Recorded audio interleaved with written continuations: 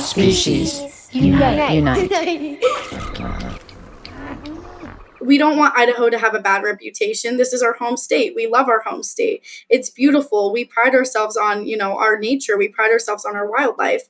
And instead, we are continuing to do things that are sickening.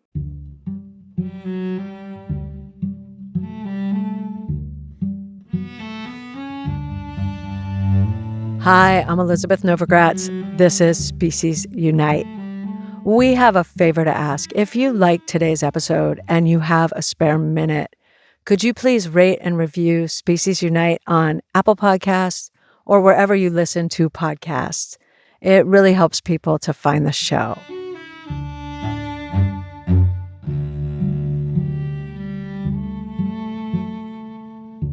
In 1995, wolves were reintroduced to central Idaho. And in 2003, a Boise High school called Timberline officially adopted a local wolf pack.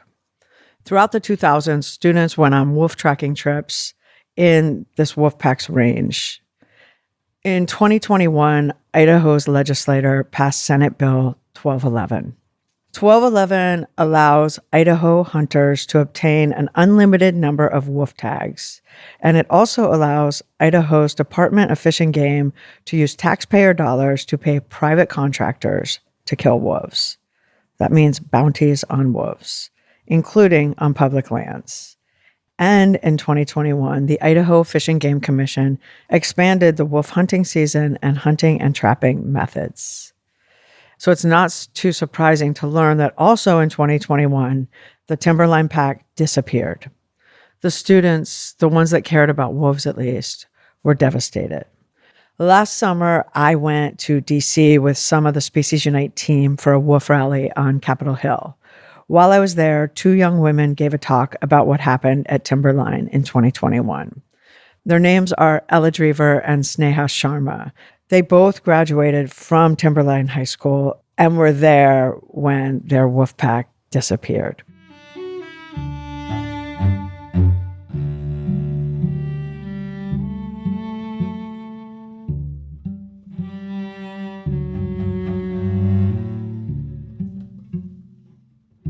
Welcome to both of you. I'm super excited to have you. To start, I just want you both just to introduce yourselves and say where you are now. My name is Driever. I am a freshman at the University of Montana, and I'm studying wildlife bio. And I'm also getting my certificate in political science and pre-law. My name is Sneha Sharma. I use she, her pronouns. I am a junior at the University of Texas at Dallas. I'm on the pre-medical track, so I'm studying neuroscience with a minor in public health. I met you two this summer at the Rally for Wolves in Washington, D.C. I didn't know anything about you guys until the rally. And you gave a really inspiring and powerful talk about your high school, your fight for wolves in Idaho and just wolves in general.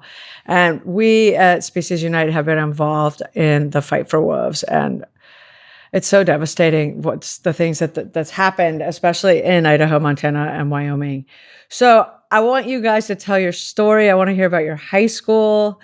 Well, one of you tell the story about Timberline. Sneha, you got it. We had a tree club that was started in 2003 by Mr. Dick Jordan. He was very big on environmental science, getting students involved with Idaho's nature. And so they did a backpacking trip up to northern Idaho in 2003. And they saw the wolf pack, and we adopted it as our mascot. And we were one of the only high schools in the nation to have an adopted mascot like that. And we had been tracking it for years through the tree club. And then in 2021, Senate Bill 1211 passed through the Idaho state legislature. This bill essentially said that 90% of wolves in Idaho could be killed. This 90% is not regulated. It's just like a bloodbath for wolves. Anyone can go and kill them. It's just an inhumane bill. Because of this passing of the bill, we lost the status of our wolf pack, and we don't know where they are. We don't know if they were killed, lost, whatever. There's not a lot of regulation being done in the state of Idaho. And so ever since then, this has been Tree Club's, main effort, is to protect the wolves, get our wolf pack back, and make sure that this doesn't happen again. Tree Club stands for Teens Restoring Earth's Environment. We think that's pretty powerful just because who's going to do it if not the youth at this point? Because we've seen this trend that it's not getting better and it's just getting worse. We loved our pack. And so losing the status of that pack was just, devastating to us because they were ours and we were theirs. We were literally part of their pack. It was, something that we hold very, very deeply in our hearts. It's just so symbolic for so much of what's happening to wolves that there's so little concern in the bigger picture for them. And they cause so little damage across the board. And so it's so irrational on top of it. And to do this to kids and wolves is it's horrible. Let's go back even farther. So you both grew up in Idaho. Mm-hmm. And what part of Idaho? I grew up in Boise. Same here. The wolf thing has been a thing since you guys were kids. They've been back and people haven't liked them. Do you remember when you were really young, how people talked about wolves? My family didn't hunt. My immediate family didn't hunt. My grandparents did. And so I definitely heard some things that were like, wolves are messing up our livestock and, all this and all that. And I actually did a project in 3rd grade. I still have this art project. It was What Represents You? And it was a little picture, self-portrait, and then we had all these different things around us. And there was a wolf. And I'm thinking to myself, when I see this now, I'm like, that's so serendipitous that I would put a wolf in 3rd grade of something that represented me. And it was because, in school we would talk about the wolf was very strong and intelligent and, all these symbolic things. But people still had that bias. It's just ingrained in their heads that it's the big bad wolf. It's seriously why education is so important, because if your parents are telling you wolves are so destructive and horrible and dangerous your whole childhood, you believe it. Right. No matter what you see. How about you, Sneha? I was on the other side. I had what the media puts out there of wolves. They're these bad animals, they're dangerous, they're scary. And so, I never really thought anything of it. I was just like, this is fact. This is what wolves are. And it wasn't until high school where my environmental science teacher, Aaron Stutzman, and Dick Jordan, people like that came to me and they're like, this is what wolves are really all about. And they shared their joy with me and other students. And going back to your point, that is why environmental education is so important. That's why having clear science standards of what we're teaching students is so, so important. And it's, disheartening to see when, legislators are trying to change this curriculum, put in all these negative views that they have of animals or of climate change or of all this, and it's totally skewing students' views on things. And Ella mentioned earlier, youth are in charge of this world, and we're going to take over, we're going to lead soon. We should know the facts. We should know how to bring about solutions. And so if it wasn't for my science teachers at Timberline High School, I don't know. I don't know if I would be doing this project. I don't know if I would even know anything about the wolves. It's crazy too to think. I mean, I spent a bunch of time in Montana and then Idaho, Wyoming a couple years ago, interviewing people and talking to people about the wolf situation. And Carter Niemeyer, who I think you guys know, yes, I went to his house and I saw his truck and his license plate says Woofer. And he told me, he said people want to beat him up over his license plates. He's super hated, right? And there was that level. Do you think in high school, kids really were anti that you were pro wolf? Yes. So this is so funny. I had this government class and we had to make these bills. My bill was to, protect wolves, to start integrating, non-lethal population control. And this is just for a senior high school class. And we had to get up and, state our case. And I had this boy come after class. He came up to me and he said, I hope both you and your wolves die. And if I have to be the one to do that, I will. I remember just sitting there in shock. He grew up ranching, and I had previously thought this boy was very sweet and very kind. I was just like, I was in shock. And so I think it's interesting that even just like a hypothetical bill could have brought out that hatred of someone that I never saw that side of him before. It was just kind of eye opening of like, you have to be, very careful, but that's such a bummer that you have to be careful for believing in something that's much bigger than yourself. Believing in your future, believing in a keystone species. And he was also one to tell me that the wolves that were brought back in after the reintroduction were not the same. They were too big, they were too scary. And I just, the way that I looked at him, that is again why this education is so incredibly important, because there are so many misconceptions. And if we're going to continue to face that hatred if that's not cleared up, but also it's ingrained. It's so ingrained in our day and age of media. And, it was a crazy experience that a high schooler wanted me and my wolves to die. And would you say, like in Boise, that there's more kids that are outspokenly anti-wolf or neutral or pro-wolf? Honestly, I was very surrounded by Tree Club. So we all were pretty pro wolf, and it felt nice to have our little pack, our little community. But I think most of the people outside of that, just because we did have a big ranching community, um, they would be like, well, we hate wolves, and so we won't listen to you. And then my reputation after that, just walking around was like, oh, there's Ella, there's, the girl who likes wolves, and we don't like her because of that. There was definitely a few people after that government class that I took that were specifically outspoken about the wolf thing when I brought up that I was an advocate. Just to add on to that, like high school students, it was also like grown adults that are going out of their way to attack us and being like, what are you doing? Like, you don't know anything. You don't know any better. And that is so crazy to me because we are willing to go to their spaces, go to their meetings, the Wolf Depredation Control Board, present respectfully, no one's attacking anybody. I remember during Ella's speech, she mentioned something about coming together and working together. And she had just this very positive message of, we're all in this together. This is a human and wolf right issue. We can work something out. Let's compromise. A very beautiful speech, and people just took it the wrong way, and they were like, "You don't know any better. What are you doing up here?" And it goes back to like, this is so ingrained in people. People are taught this information, and they're just willing to take it and run with it. Where was the speech that you gave, Ella? So we both spoke quite a bit at Wolf Depredation Board meetings, Idaho Fish and Game meetings. They're little 3-minute public comment speeches. And we would, bring up our concerns, say what we believe a solution could be. And a lot of the time, what I really liked to say was, this is not a us against you issue.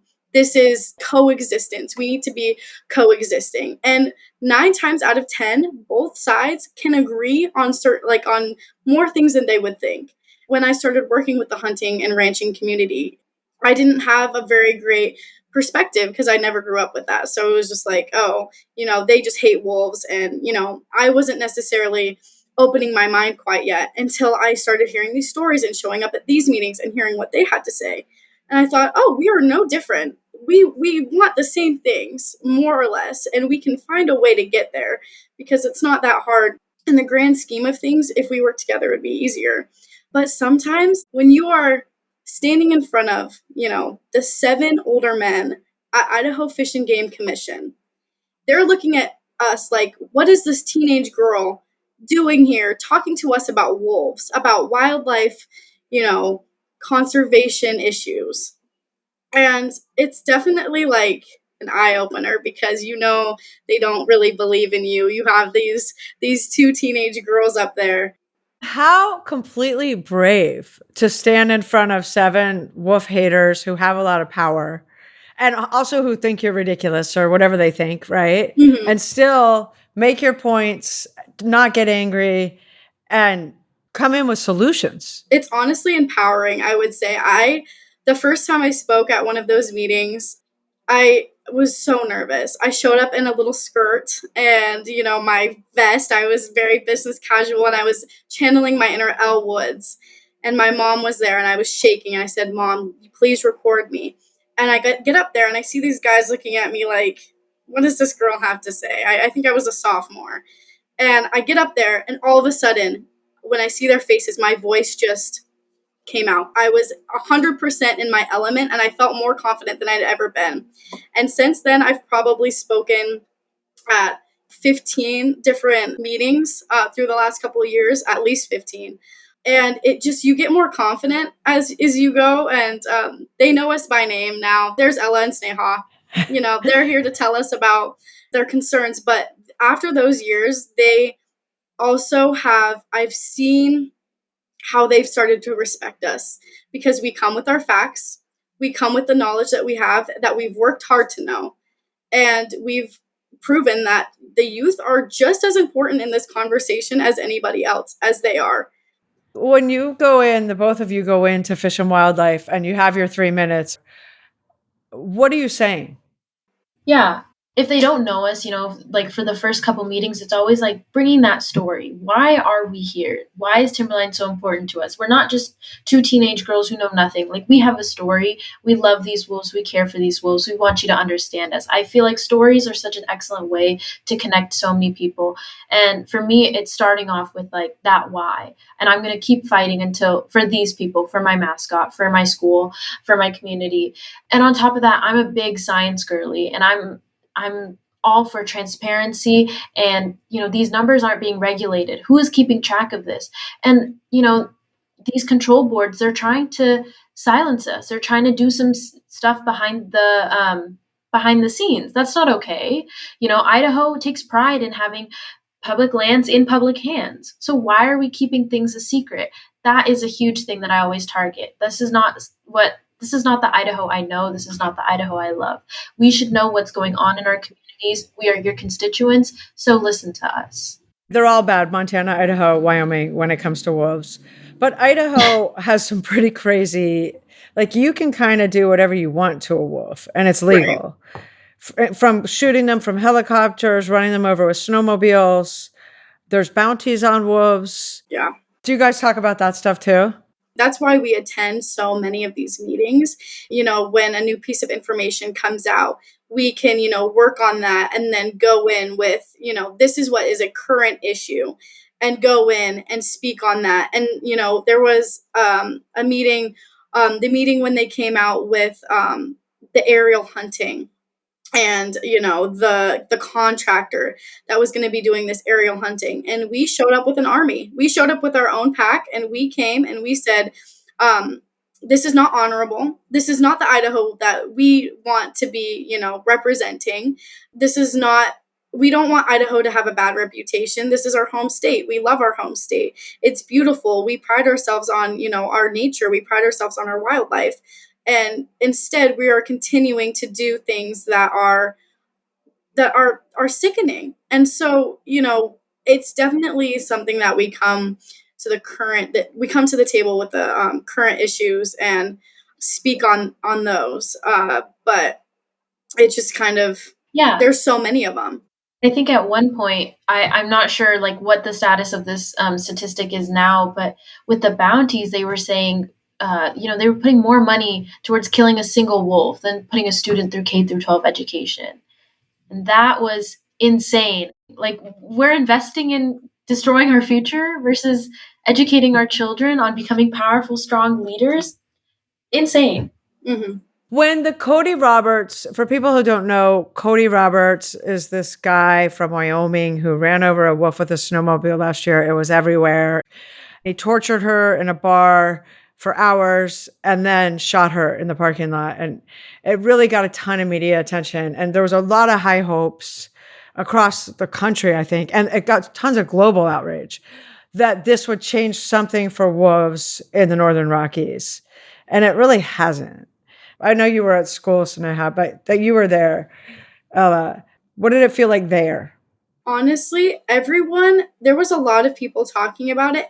It was either you were appalled and angry, and that got people into that movement. There was people who joined Tree Club who didn't know anything, and they were like, we cannot stand to see this happening.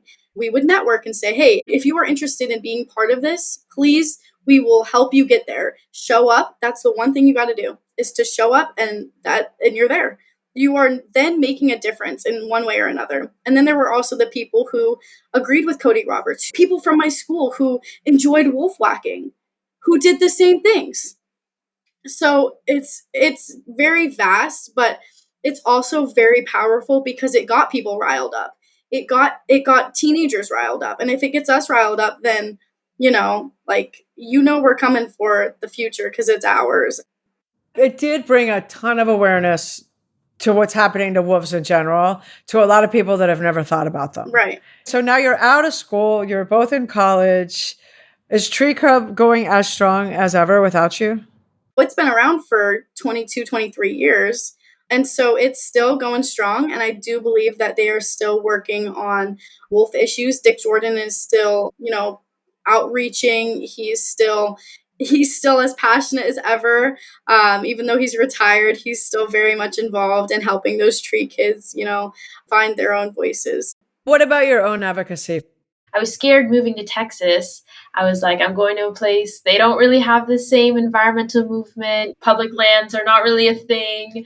I was pretty scared, but I met Suzanne Stone through Tree Club, and she was like, join this International Wildlife Coexistence Network. And they have been awesome in supporting me. We're working on starting the youth council. That's something that we're gonna start rolling applications out in like a month or so, which is pretty exciting. So getting students involved globally in coexistence issues with like snow leopards in Nepal, wolves here in the US, all of that amazing stuff. And then just on campus, I'm part of like UTD's student government, and I'm the Green Initiative chair. So just working to get more sustainable initiatives on campus and all of that. I'm very pro environment just because I think it really ties into medicine, and global health equates human health. I want to treat my patients, but I also want to make sure that they don't have to come see me, right? I'm really all about that preventative care, and a lot of diseases stem from the environment. And so that's why this is like a huge passion of mine, is making sure that people are safe, people are healthy, and people are going outside and enjoying the outdoors. So it was a little bit hard for me to, graduate and leave Tree Club behind. But I actually just sent a text message to Mr. Jordan this morning, and I said, hi, Mr. Jordan. I wanted to let you know I'm so grateful for Tree Club and Life Outdoors, because the gratitude I have for the people I've met through this movement. I found my passion so young, and I think that's something that's very, very special, because I get to say exactly what I want to go into and exactly what I want to work with. I'm currently working on my own endangered carnivore club here at University of Montana, and I have a few people on board. I have an amazing wildlife career class that I get to talk to a bunch of like-minded people and a bunch of not like-minded people, but that also still want to join this club. And so it's definitely an interesting thing to change your advocacy location while maintaining this like intense passion. Because, it's not going to go away. We have so much to work on, and so many projects. But I work with Life Outdoors, a nonprofit that's based in Idaho. Mr. Jordan, he is one of the founders of the nonprofit. Something that we're working on with one of the other founders is integrating kind of wolf education into the Sage School in Blaine County. So Sun Valley area, Ketchum area, getting wolf education into elementary schools to, start that impression young and get that education, just rather than having that immediate ingrained poor opinion, poor reputation on wolves. I was so impressed with both of you, the two of you, in your talk at the rally, and so impressed with all that you've done so far. And you're still so young, and you are the people who should be fighting this fight, because you're inheriting all this. It's your land, your everything. And to live in a country without predators is devastating. And I just don't think people realize what that really means, just how insanely bleak that is. And so thank you for all of your work. Thank you both very much. Thank you for having us. Thank you.